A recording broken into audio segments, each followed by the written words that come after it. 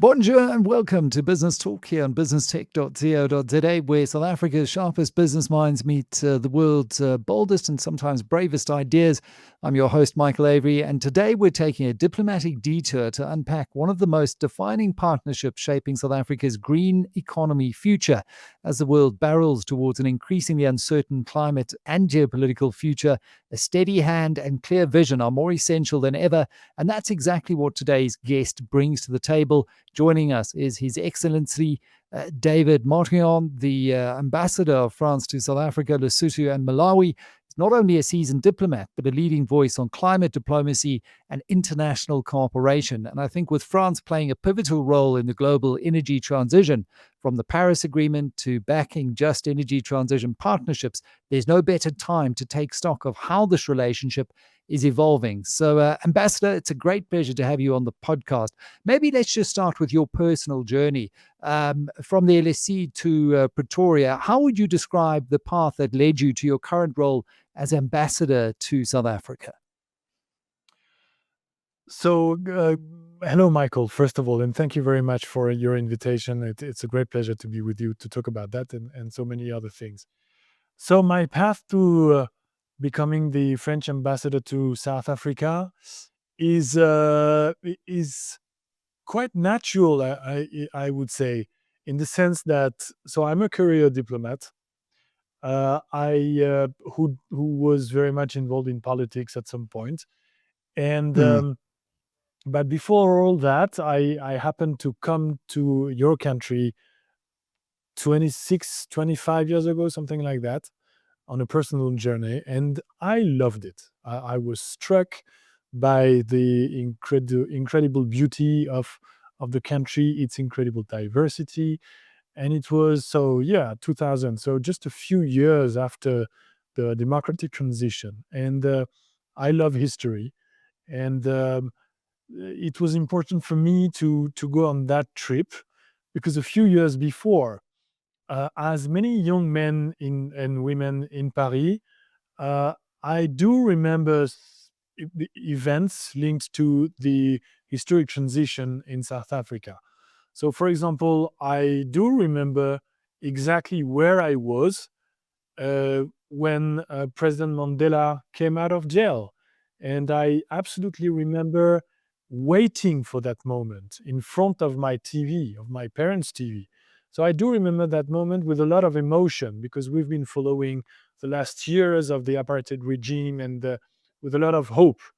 I even remember back in 1988. So at that time, I was probably 17 years old. And I do remember the demonstrations in Paris after the death of Dulcie September. And I remember our anger at what happened to her. So yeah, we felt like it was also part of our history. And again, it was all but natural for me to do that trip to South Africa. And a few years later, so I was the spokesperson to the French president. And I remember back in 2008, being part of the state visit of then President Sarkozy to Cape Town. And he's meeting with then President Mbeki.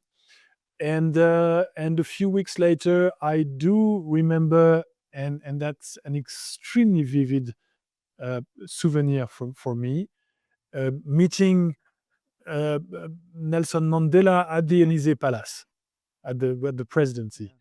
And I was in his presence, and I can tell you that it was an incredibly shocking moment, positively shocking moment for me.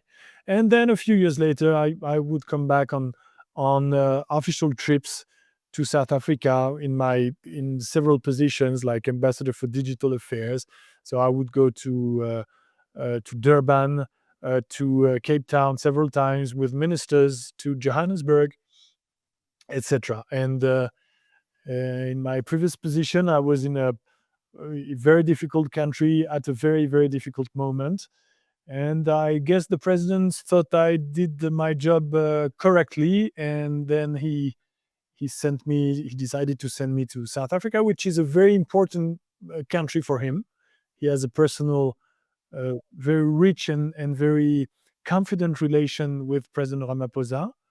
And when I arrived, it was like not holidays, but a very challenging mission, very interesting because we're far away from Paris. So the ambassador has indeed something to do, but with a particular flavor for me.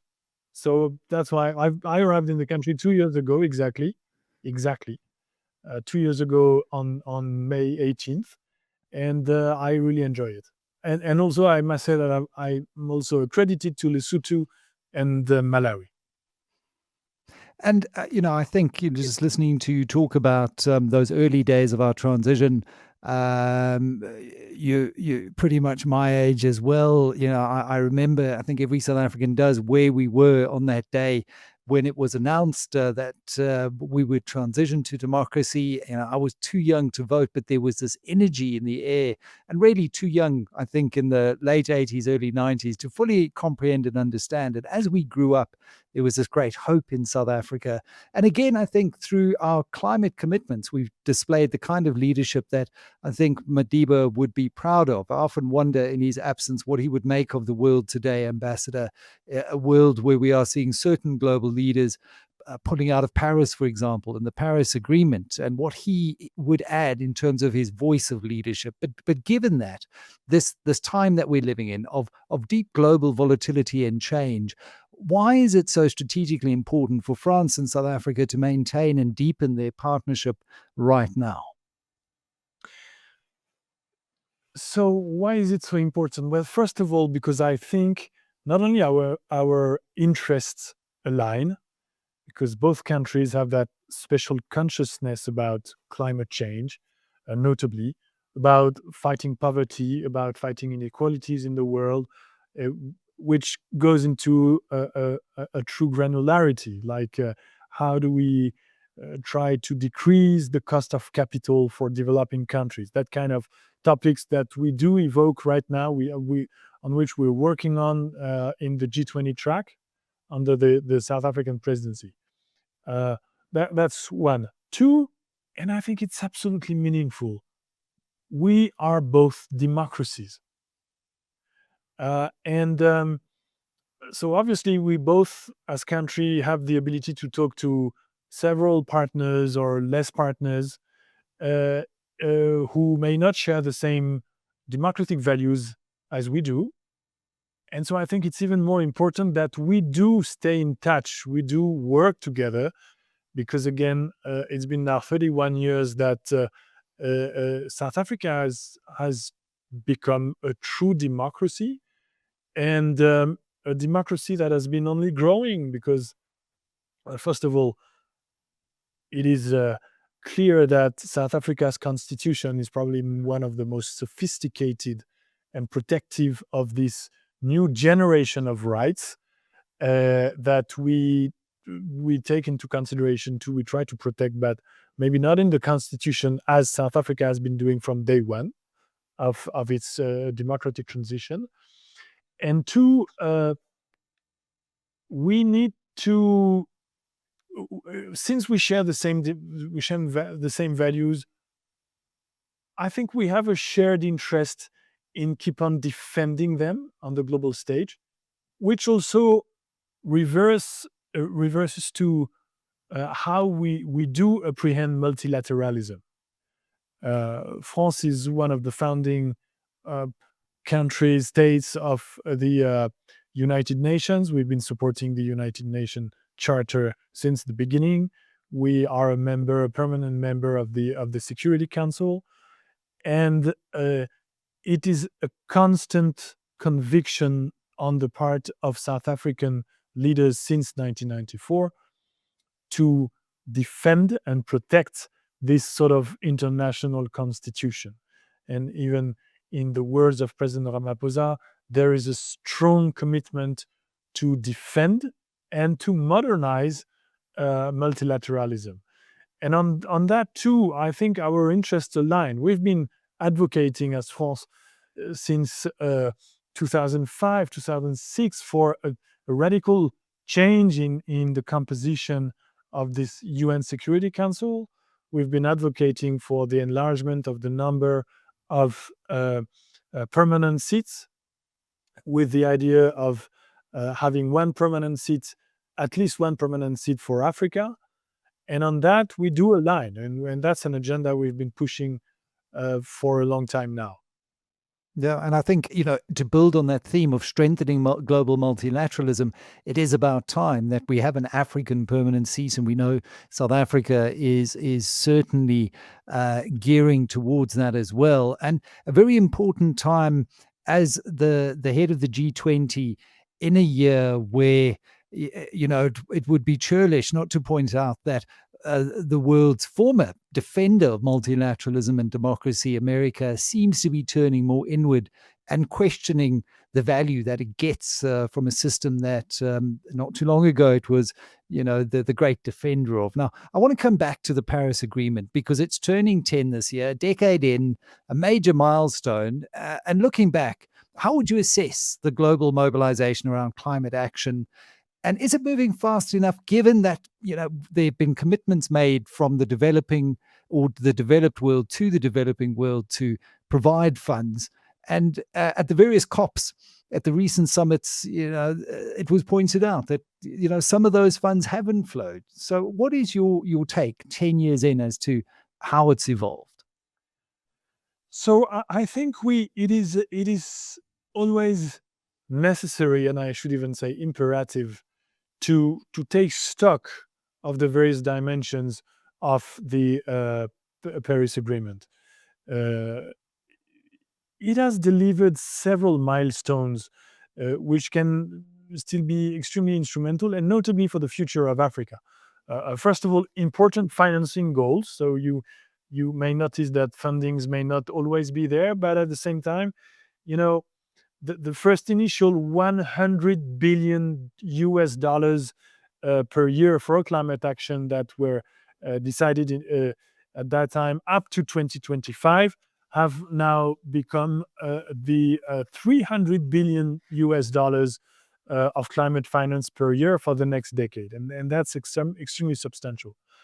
Uh, we must always keep in mind that it was at the Paris COP that the global warming limitation target was defined, the 1.5 Celsius degrees from pre-industrial levels, which we are unfortunately already exceeding, but also with a midterm trajectory that is more promising and more encouraging than a few years before. So the effects of the efforts that the world has been conducting since 2015 may have been a bit delayed, but we see the impact. We can forecast the impact over the next probably 10 to 15 years. Um, Also, the impetus to collectively work on adaptation policies, which has set the phone for a new fund that was adopted during COP28. And again, this is a huge demand from African countries, particularly regarding energy infrastructures. And also the acknowledgement, the recognition of the existing links between climate change mitigation and biodiversity protection. And again, with new financial mechanisms that were set to for biodiversity conservation, such as major forests or for the oceans, which are obviously major carbon sinks. So yeah, and most of all, of course, the key milestone when it comes to Africa is the global target of exiting fossil fuels in our energy mixes, particularly unabated coal, which was finally adopted during COP28.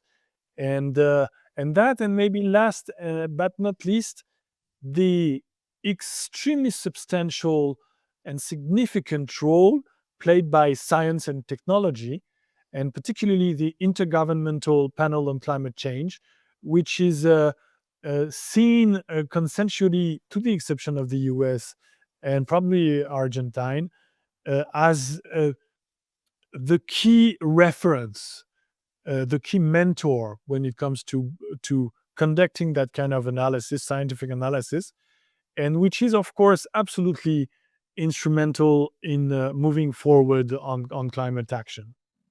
Yeah, and we know several South African academic authors have contributed to that body's corpus of excellent work, and which has found very broad based. Over 90% of countries agree with its findings, apart from those few outliers that you mentioned. But at recent COP summits, many of them have been most recently called finance COPs, and we've debated loss and damage. And I know developing nations have repeatedly called for greater support in their low carbon transitions.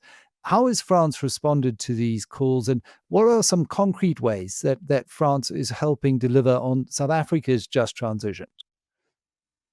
So, um, as you probably know, France, along with a few significant partners from Europe, uh, and I have in mind, of course, Germany, the European Union, the United Kingdom, at some point the US, and then, but not anymore, I must say, and also more recently Denmark and the Netherlands, and also in a way Spain, Canada. We have got together and created with South Africa, and to support South Africa, this Just Energy Transition Partnership, for which we have decided to uh, allocate, the whole of us, more than 10 billion euros, which is quite significant. And France itself has already disbursed something like 700 million euros in concessional loans, so loans um, given to the National Treasury of South Africa, in order for your country to conduct that energy transition, but in a just way. And we do focus on the just dimension of that transition, because of course we have in mind that coal is still 80% of the energy mix in South Africa, but more than that, it is really at the core of, historically, the economy of South Africa, and hence, probably more than that, there's a very substantial, not substantial, very strong symbolic dimension in the use of coal in South Africa. However, we do believe that South Africa, but also the rest of Africa and the world in general, has to get to exit that era for many reasons. One, again, because there's now a global consciousness that we need to take care of the planet, and that obviously greenhouse gas emission produced by the use of coal are to the roof, and they are even more important now in 2015 than they was 1.3%. I believe in the growth is 1.3% compared to 0.8% in the 10 preceding years. So it's the effect, the impact will be long lasting, and the growth is still there. So we need to pass that moment in our history, in the history of the world. But there are other dimensions that sometimes those who do advocate for the coal don't bring to the table, and still it's very important. First, health issues. The cost of reducing the length of life in South Africa of the use of coal is very significant. It was worse in the past.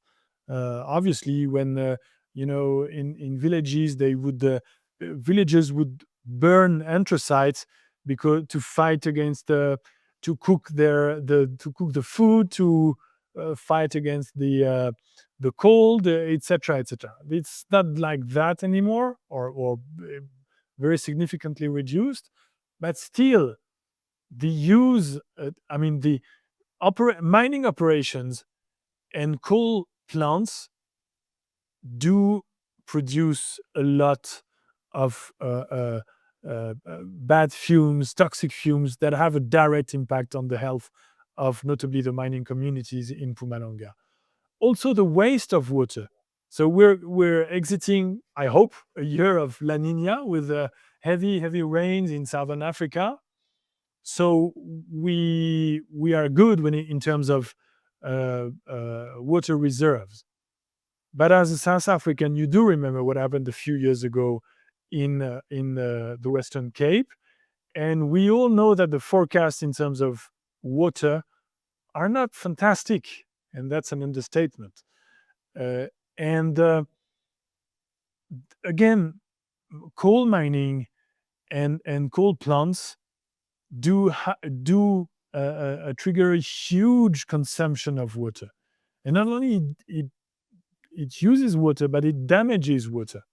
So the water that is being used for those operations cannot be reused because it becomes toxic.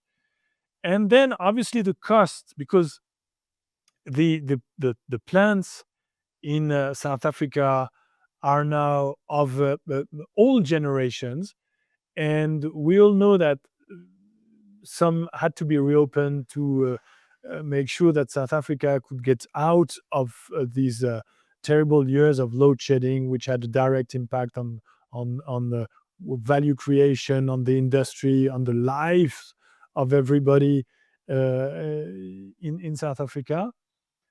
But we know that the cost of capital to reinvest in new coal plants will be very high, and is still very high, because the world wants to get out of coal.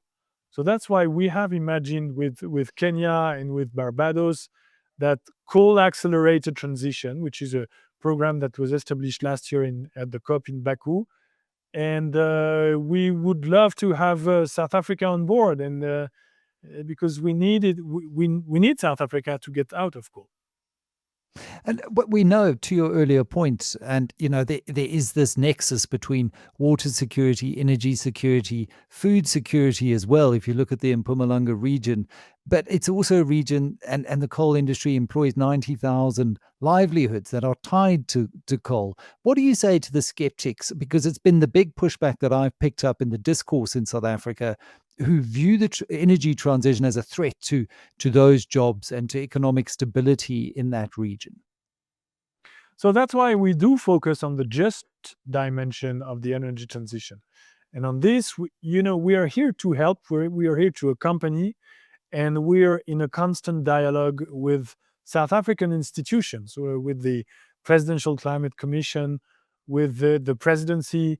We are here to help. So if they ask us to fund, for example, the sort of a think tank for the mining federations, we have provided for that, so that the miners organizations do have the capacities to enter a dialogue with uh, stronger analysis, stronger skills. That's one example.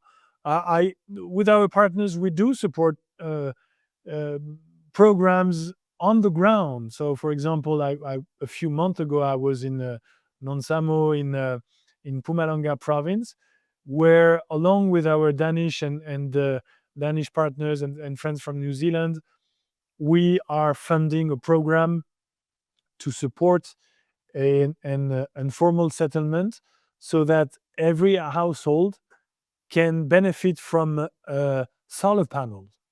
It's very concrete, and we've been doing that. So now more than 400 households are now equipped with solar panels, which has a direct effect on their lives, because, for example, it provides them energy for a few hours, so that everyone can actually charge their cell phones, so that they can be active on the labor market and be able to interact with potential employers. and that we can make sure that there is public lighting in the streets of Monzamo, so that general security is improved. So that women can go out, women and men can go out when it's dark, because it's not dark anymore thanks to these installations. And it is done. It is led with the we in a constant dialogue with the community leaders. We're not here to impose anything. We're here to try and help and answer their needs. And we're not talking about gifts. We're talking about entering a business model that is sustainable, and it actually Yeah. works. So we're very proud Yeah. of that program. And I think it's these kinds of interventions that help bring a key piece of the puzzle for me, which is trust.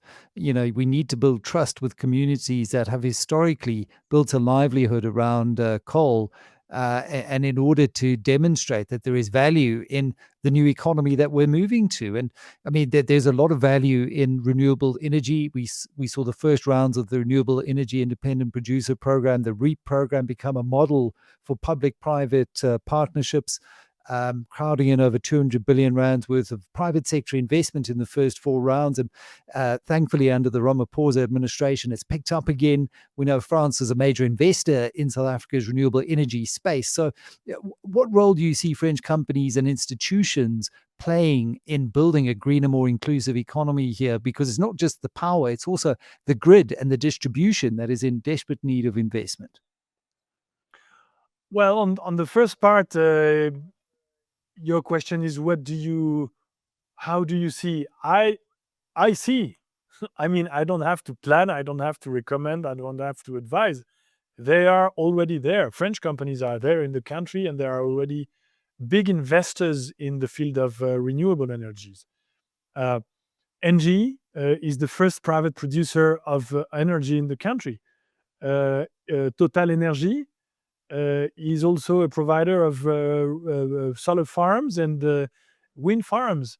Um, EDF, Électricité de France, is also present in the country. So French companies are here on wind and solar, and now hydro. So they're participating in projects that I hope you South Africans will enjoy the benefits from as soon as possible, and that have the capacity to actually uh, uh, make sure that the energy that is produced by renewables is not wasted. So, as you know, of course, uh, solar and wind do produce energy at certain times, and obviously not at night for the solar panels. The question is, how do we make sure that the grid can sustain that excess of energy, as you mentioned earlier? And also, how can we stock? How do we organize the storage of that energy so that it's not wasting? And so EDF, for example, has won tenders on the batteries, and there is also an incredibly smart project that will be conducted in the country thanks to EDF, which is a project of storing excess of energy thanks to hydro. It's a great model. So when there is an excess of energy, water is brought above, and when there is a need of energy, then water is released, and by doing so, it recreates the energy that has been used to put it up, and Yeah, that pump works storage. perfectly. Exactly, pump storage. Thank you for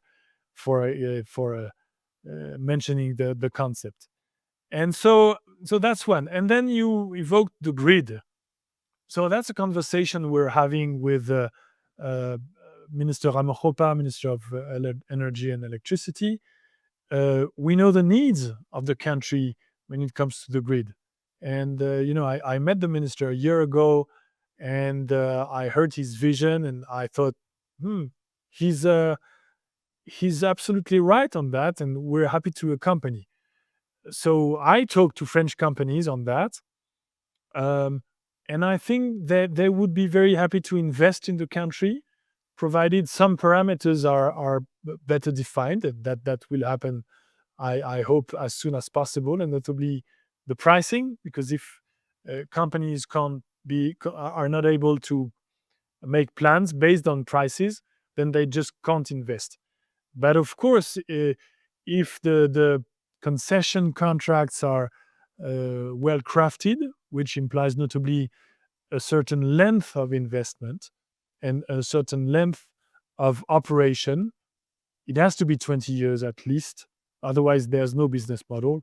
I'm pretty sure that French company would be very interested in coming into the country and invest on transmission lines, which, by the way, uh, the French government, through its development agency, the AFD, is currently funding. We're currently funding the construction of a transmission line along the coast of the Northern Cape.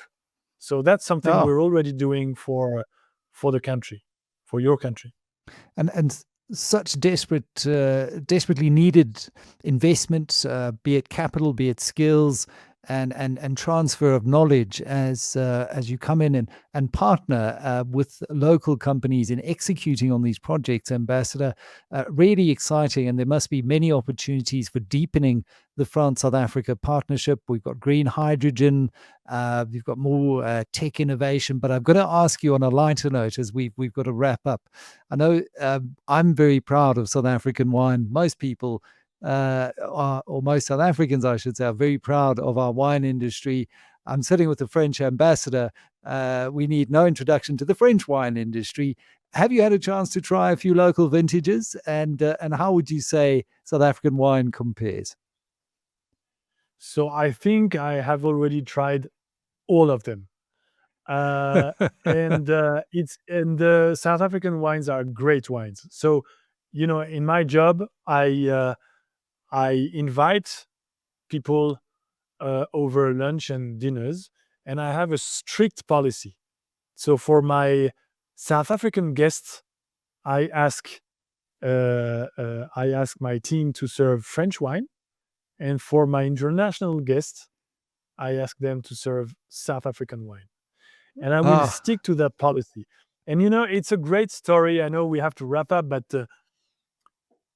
it's the so we have to be absolutely fair on the fact that the Dutch introduced wine.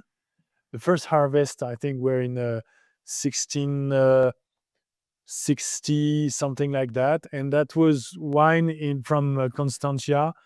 Uh, no, that was, sorry, that was way before. Yes, 16, etc. And that's a wine, by the way, that former Emperor Napoleon uh, enjoyed a lot when he was exiled on the island of Saint Helena, no, and he Vin would de have Constance. exactly, the vin de Constance was brought to him by ship to Saint Helena, and that was one of his little pleasures that he could enjoy on Saint Helena. And then the Huguenots arrived in between 1688 and 1691. 50 families, not more than that, established, as you know, in Elephant Chouk, which became Franschhoek. And these ones had a real trade, and they were very skilled when it comes to winemaking. And for us, it's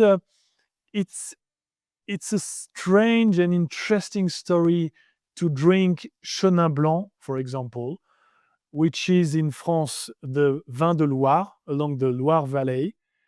And of course, I drink Chenin Blanc here too. And though it is the same roots, it's absolutely not the same taste anymore. It's two different stories. And I think it's great. It's true, on one side, it's true French wine, and on the other side, true South African wine. And I love them both. Remarkable, and why it's so important that we preserve these terroirs around the world and we unite as a global community in the fight against climate change to preserve these great gifts that we have to celebrate our shared humanity. A big thank you to Ambassador David Martinon for sharing such a candid and considered insight into France's vision for climate cooperation and partnership with South Africa. And we look forward to a continued and strengthened partnership into this important year as we head up the G20. Ambassador, thanks so much for your time. Thank you very much, Michael, for your invitation. It was a true pleasure to be with you. Well, that's it for this edition of Business Talk, brought to you here on businesstech.co.za, as always, where the big business of tomorrow gets discussed today. I'm Michael Avery. Until next time, au revoir.